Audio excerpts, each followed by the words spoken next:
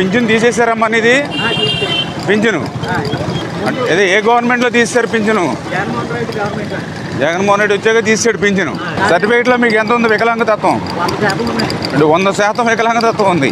ఇప్పుడు మీ పింఛను పీకేసాడు. ఎందుకు తీసాడంట? యూనిట్లో కరెంటు బిల్లు దాటిందని తీశారు. మీది ఇప్పుడు మీ ఇంట్లో మీ అమ్మది కూడా రావట్లేదా? ఇద్దరికి పింఛను రావట్లా.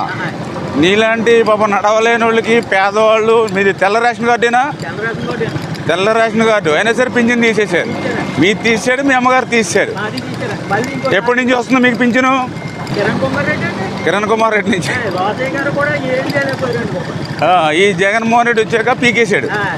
మరి నీలాంటి పేదవాళ్ళ మీద, దివ్యాంగుల మీద మరి జగన్మోహన్ రెడ్డికి కనీసం కనికరం లేదు. అంత కక్ష లేదమ్మా. ఈసారి నీకు పాపం ఏదో